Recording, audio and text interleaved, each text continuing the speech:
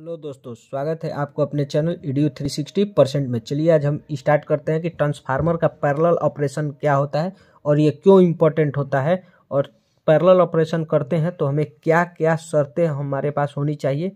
तो चलिए स्टार्ट करते हैं। एक क्वेश्चन है, देख लीजिए पहले कि ट्रांसफार्मर का पैरेलल ऑपरेशन क्या है। ट्रांसफार्मर का पैरेलल ऑपरेशन क्या है, दूसरा है कि क्यों इम्पोर्टेंट है, और तीसरा है तथा पैरेलल ऑपरेशन क्या क्या शर्तें हैं बताइए। तो देखिए ट्रांसफार्मर का पैरेलल ऑपरेशन क्या है, दो या दो से अधिक ट्रांसफार्मर को पैरेलल में कनेक्ट करके सप्लाई प्राप्त करने को ही ट्रांसफार्मर का पैरेलल ऑपरेशन कहते हैं।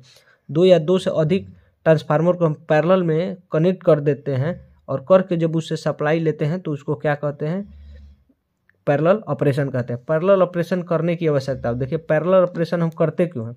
तो पैरेलल ऑपरेशन करने से इलेक्ट्रिकल सप्लाई की रिलायबिलिटी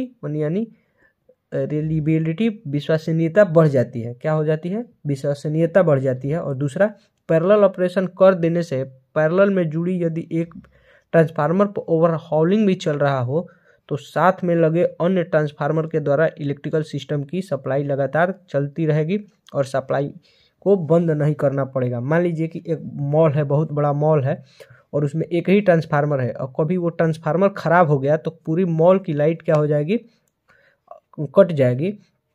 तो इस कमी को दूर करने के लिए क्या किया जाता है, उसके साथ पैरेलल में एक और ट्रांसफार्मर लगा दिया जाता है। यानी एक ट्रांसफार्मर में कुछ हो या ओवरऑलिंग का मतलब हम आपको बताए हैं पीछे, किसी ट्रांसफार्मर में ओवरहॉलिंग करने का मतलब यानी उसके सभी पार्ट्स को खोल के और रिपेयर करके और उसको फिर से लगाना ही ओवरहॉलिंग होता है।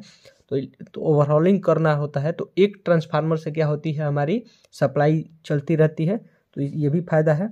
पैरेलल ऑपरेशन कर देने से पुरानी यूनिट के बिना डिस्टर्ब किए पैरेलल में एक नई यूनिट को जोड़कर फ्यूचर में बढ़े हुए लोड की आपूर्ति कर सकते हैं। अब मान लीजिए कि छोटी सी गांव है और गांव में हमें बहुत पहले 25 मतलब कि कुछ मतलब बहुत, मान लीजिए कि एक गांव है, उसमें पहले 25 रुपये की आवश्यकता थी, 25 रुपया हमें देना था। तो हम पहले 25 रुपया दिए थे, लेकिन अब उसकी जनसंख्या बहुत बढ़ गई है जिसके कारण हमें 50 रुपया देना पड़ रहा है। तो हम 50 रुपया देने के लिए हम वहाँ पे मान लीजिए कि अगर 50 रुपया देने के लिए हम क्या करेंगे कि 25 रुपया और जोड़ देंगे, 25 रुपया और जोड़ देंगे फ्यूचर के। तो यही एक एग्जाम्पल है इसको, और आगे चलिए आगे देखते हैं। देखिए ट्रांसफार्मर की पैरेलल ऑपरेशन करने की शर्त क्या होती है। देखिए यहाँ पे ये क्या है, ये बस बार से, ये पहला बस बार है, वो दूसरा बस बार है। तो ये बस बार से एक ट्रांसफार्मर और दूसरा ट्रांसफार्मर जुड़ा हुआ है, तो इसी को देखिए पैरेलल में कनेक्ट किए हैं। तो आगे देखिए क्या होता है, शर्त क्या होता है कि पैरेलल ऑपरेशन करने के लिए पैरेलल में जोड़े जा रहे ट्रांसफार्मर की प्राइमरी वाइंडिंग एक बस बार से तथा सेकेंडरी वाइंडिंग एक बस बार से जुड़ी होती है। देखिए प्राइमरी वाइंडिंग एक बस बार से और सेकेंडरी वाइंडिंग किससे, एक बस बार से जुड़ी होती है पैरेलल ऑपरेशन में। अब देखिए पैरेलल ऑपरेशन में जोड़े जा रहे ट्रांसफार्मर का वोल्टेज रेशियो समान होना चाहिए, और देखिए अर्थात दोनों ट्रांसफार्मर का प्राइमरी तथा सेकेंडरी का वोल्टेज समान होना चाहिए।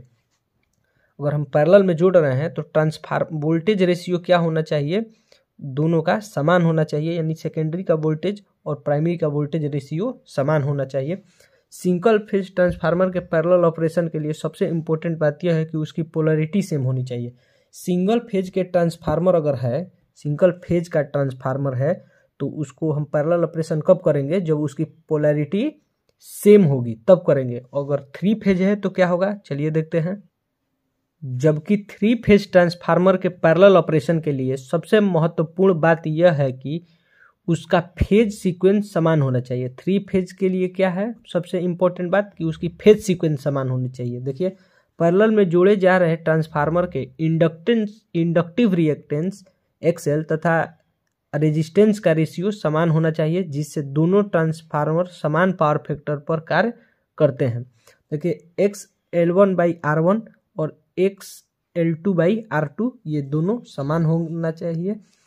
पैरेलल में कार्य कर रहे ट्रांसफार्मर का परसेंटेज इम्पीडेंस समान होना चाहिए, और परसेंटेज इम्पीडेंस भी समान होना चाहिए। चलिए आगे देखते हैं। जो पीछे पढ़े वो क्या था, उसकी शर्त थी कि कब हम पैरेलल में ट्रांसफार्मर जोड़ेंगे। अब देखिए पावर ट्रांसफार्मर तथा डिस्ट्रीब्यूशन ट्रांसफार्मर में अंतर। तो देखिए पावर ट्रांसफार्मर में क्या होता है, पावर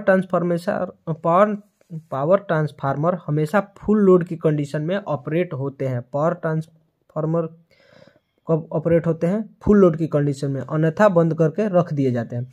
और डिस्ट्रीब्यूशन ट्रांसफार्मर फुल लोड के 70% पर भी काम करते हैं। और डिस्ट्रीब्यूशन ट्रांसफार्मर कब काम करते हैं? फुल लोड के 70% पर भी। आगे देखिए, पावर ट्रांसफार्मर की इफिशियंसी फुल लोड पर मैक्सिमम होती है। और पावर ट्रांसफार्मर की इफिशियंसी कब मैक्सिमम होती है? फुल लोड पर। और डिस्ट्रीब्यूशन ट्रांसफार्मर की इफिशियंसी फुल लोड के 50 से 70% लोड पर ही मैक्सिमम होती है। और पावर ट्रांसफार्मर की इफिशियंसी 98% होती है, जहाँ की डिस्ट्रीब्यूशन ट्रांसफार्मर की इफिशियंसी 50 से 70% होती है। यहाँ का इम्पीडेंस क्या होता है? पावर ट्रांसफार्मर का इम्पीडेंस 0.15 से 15 ओम तक होता है, जहाँ यहाँ की डिस्ट्रीब्यूशन ट्रांसफार्मर का इम्पीडेंस 0.015 से 1.5 ओम तक होता है। यही कारण है कि ये बहुत कम जलते हैं और डिस्ट्रीब्यूशन ट्रांसफार्मर बहुत ज़्यादा जलते हैं। पावर ट्रांसफार्मर की वाइंडिंग का इम्पीडेंस का वैल्यू 0.15 से 15 ओम होता है। यही कारण है कि पावर ट्रांसफार्मर डिस्ट्रीब्यूशन ट्रांसफार्मर की तुलना में कम जलते हैं। और डिस्ट्रीब्यूशन ट्रांसफार्मर की वाइंडिंग का इम्पीडेंस 0.015 से लेके 1.5 ओम ही होता है। यही कारण है कि डिस्ट्रीब्यूशन ट्रांसफार्मर बहुत अधिक जलते हैं। आगे देखिए, पावर ट्रांसफार्मर पर लोड बहुत अधिक होने के कारण उसमें होने वाला कॉपर लॉस का मान भी बहुत अधिक होता है। पावर लॉस पे बहुत लोड अधिक होता है, इसके वजह से उस पर होने वाला कॉपर लॉस भी बहुत अधिक होता है। अतः मैक्सिमम एफिशिएंसी प्राप्त करने के लिए पावर ट्रांसफार्मर के कोर लॉस का मान अधिक रखते हैं। अब हम जानते हैं कि कोर लॉस, देखिए इफिशियंसी कब अधिक होगी? जब कोर लॉस कॉपर लॉस के बराबर होगा। तो इसमें हम कॉपर लॉस बहुत अधिक होता है, इसके लिए हम कोर लॉस का मान भी बहुत अधिक कर देते हैं पावर ट्रांसफार्मर में। और डिस्ट्रीब्यूशन ट्रांसफार्मर में देखिए, चूंकि डिस्ट्रीब्यूशन ट्रांसफार्मर की मैक्सिमम इफिशियंसी 50 से 70% लोड पर प्राप्त हो जाती है, अतः इसमें होने वाली कॉपर लॉस का मान पावर ट्रांसफार्मर की तुलना में बहुत कम होता है। अतः डिस्ट्रीब्यूशन ट्रांसफार्मर की मैक्सिमम इफिशियंसी प्राप्त करने के लिए कोर लॉस का मान कम से कम रखते हैं। कोर लॉस का मान कम से कम रखते हैं। चलिए दोस्तों, मिलते हैं अगले वीडियो में। बहुत बहुत धन्यवाद।